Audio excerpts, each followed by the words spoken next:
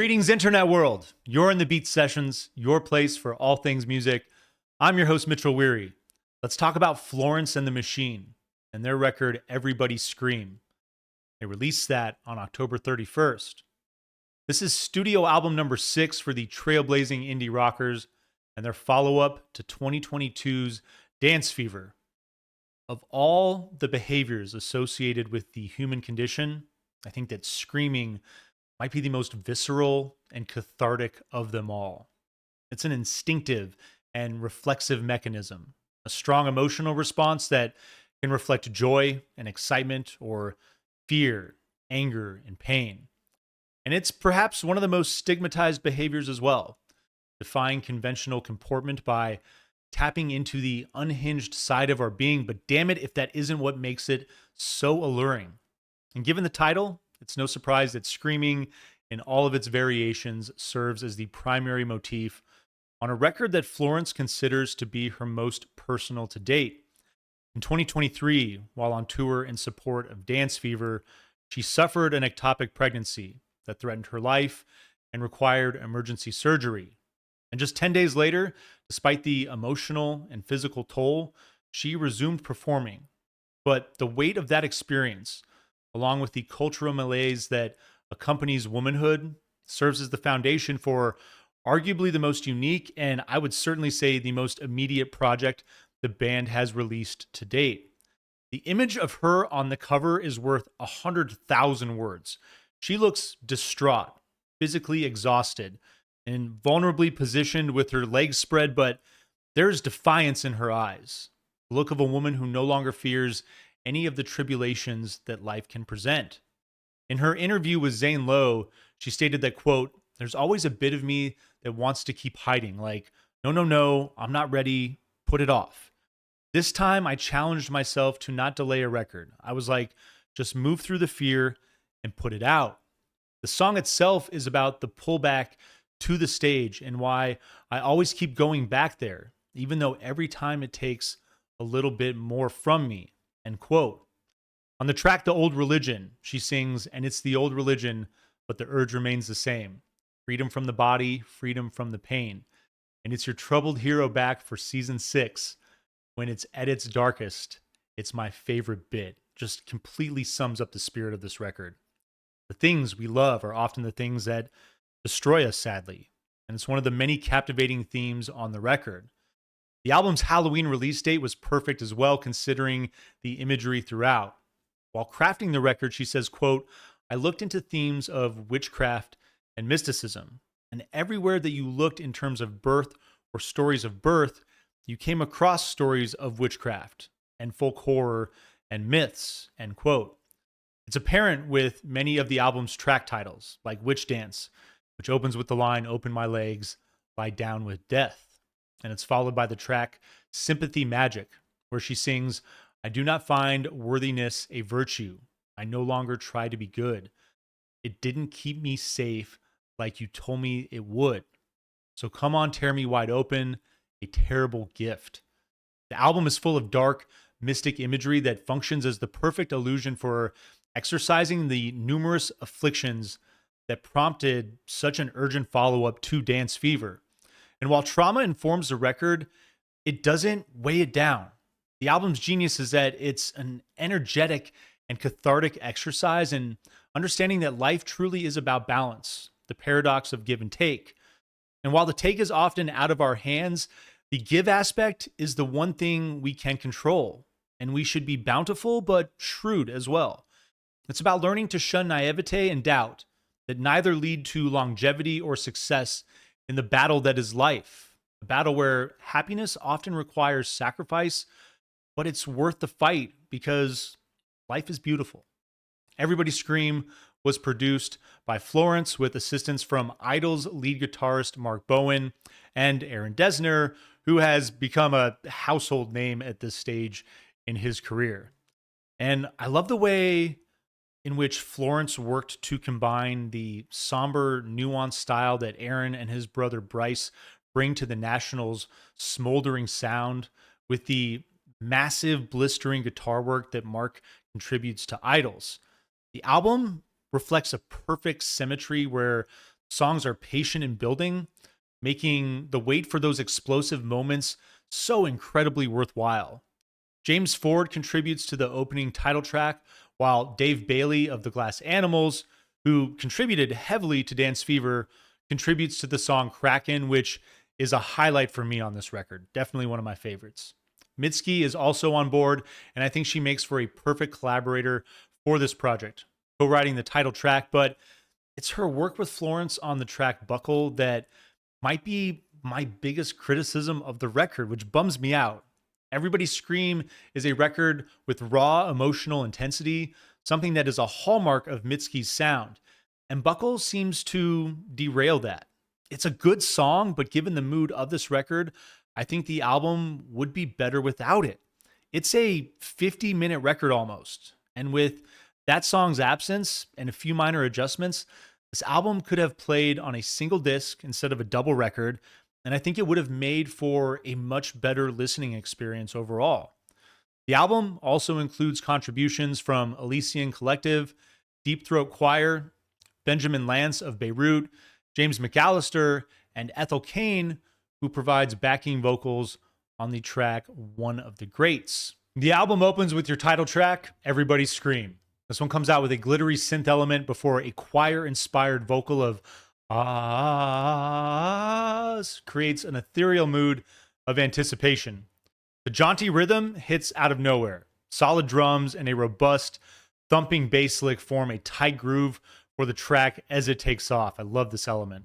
Florence enters to begin the verse, and I also dig the backing vocals. It's single words and rhythmic bursts that sound like melodic screams. The chorus is jarring, breaking the rhythm while working through dissonant programming and intense vocals. There's a second turn of verse and chorus, with the track moving into a big jam.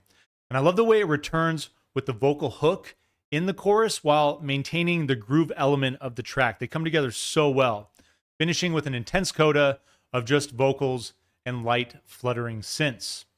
Your second track is entitled One of the Greats, definitely a highlight, and I absolutely love the guitars that open this track. There's one with a heavy, grimy tone and a second that's lighter and cleaner. The two of them sound phenomenal together as they create this grisly, uneasy mood. Florence's vocals are so powerful over the guitars.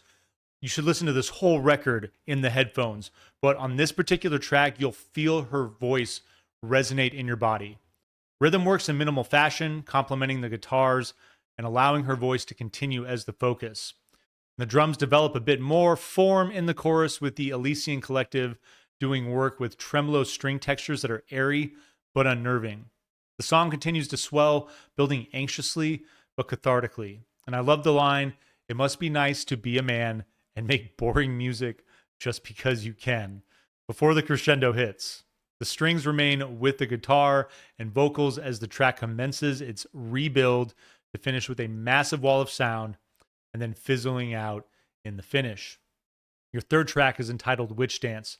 Picks up the energy with thick rolling bass, rollicking rim percussion, and hushed, ululating vocals. The track maintains this minimalism through the verse, with light twinkles joining the mix to differentiate the pre-chorus when that's introduced. Then the chorus opens with the line, "A shimmering landscape, I widen my eyes." And that's exactly how it sounds and what it does. Her vocals are lofty and boisterous. They're just propulsive. It's like the majesty of flight, thousands of pounds of steel, thousands of feet in the air, and all the force that takes. The backing vocals become more prominent in the second verse, harrowing and intoxicating. I love that. There's a brief breakdown at the 3-minute mark, leading to a soothing coda that twinkles like the rest of the track with soaring backing vocals. The twinkles take us out as everything else fades to a finish, and into your fourth track, Sympathy Magic. This one opens with glimmering, fluttering guitar and harp that create a serene atmosphere. Florence's vocals enter with an open note piano that incorporates deeper and darker tones. There's great contrast here. And I love the way the percussive elements develop quickly as this one opens. It goes from serene to immediate in a beautiful transition. At the minute and 45-second mark, everything stops except for her vocals and a soft, droning organ element.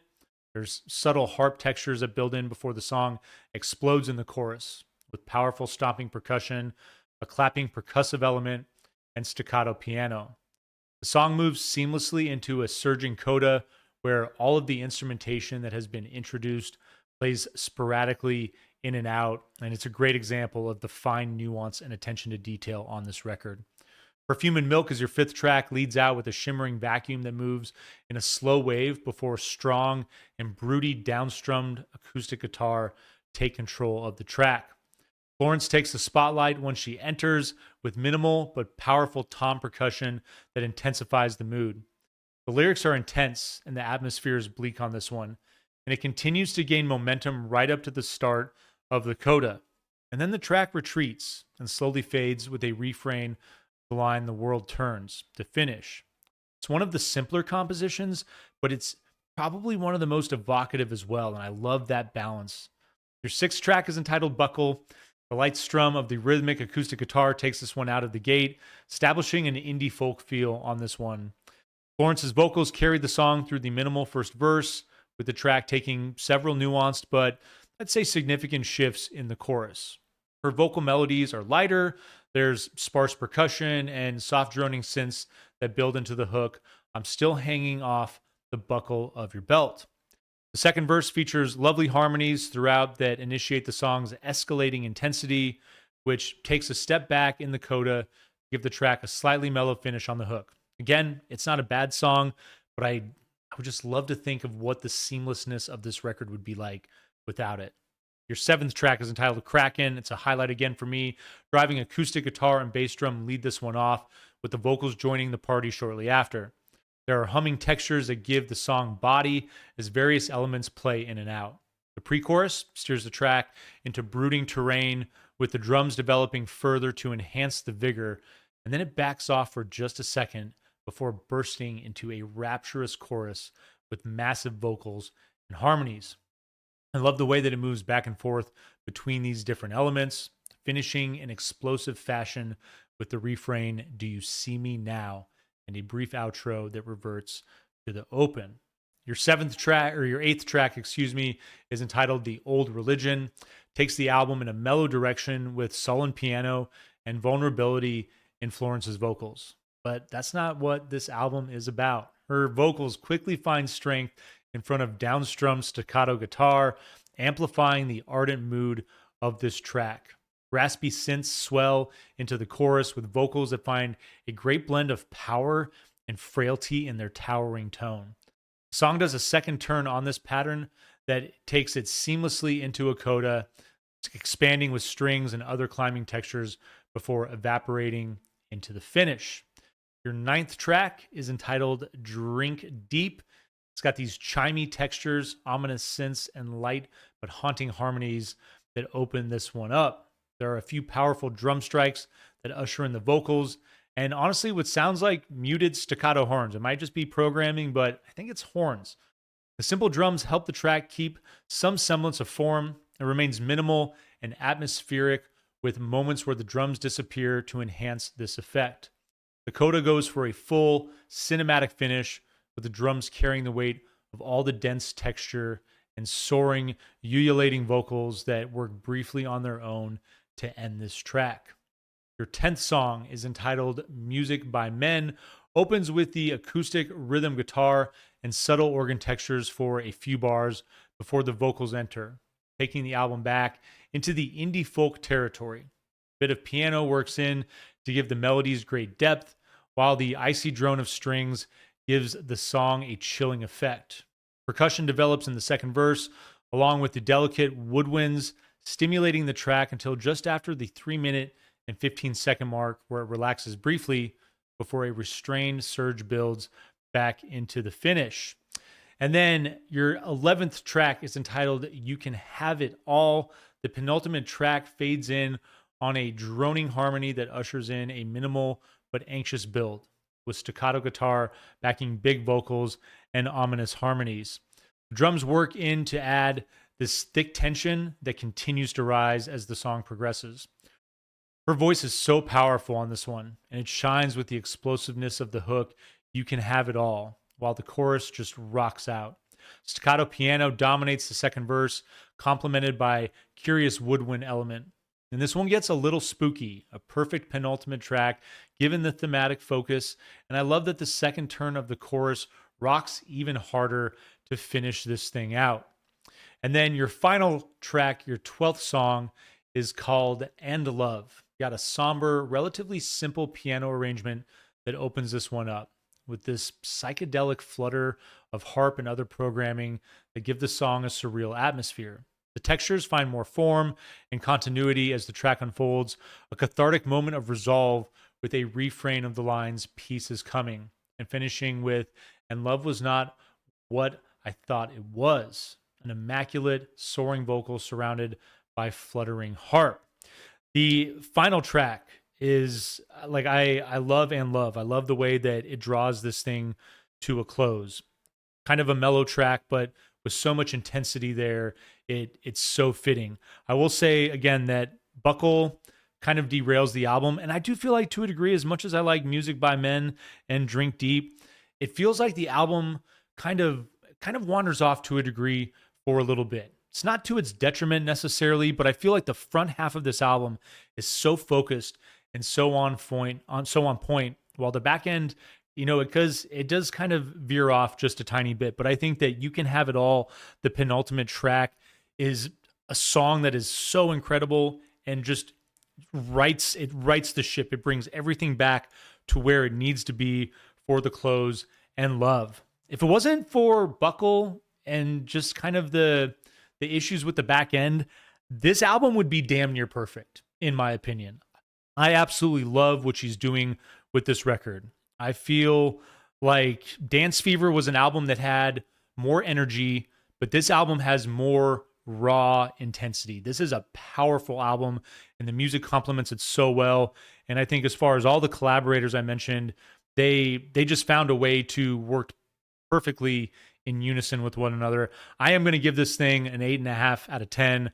I definitely think it will be a strong competitor for one of the best albums of the year. And I hope you enjoy it. I hope you find this review helpful as well. Please like this video, share it, subscribe to the channel. If you're feeling generous, drop a super chat, do all the things to help me blow this project up in 2025. Excuse me. And stay tuned throughout the week for more album reviews. We will see you next time on the Beat Sessions.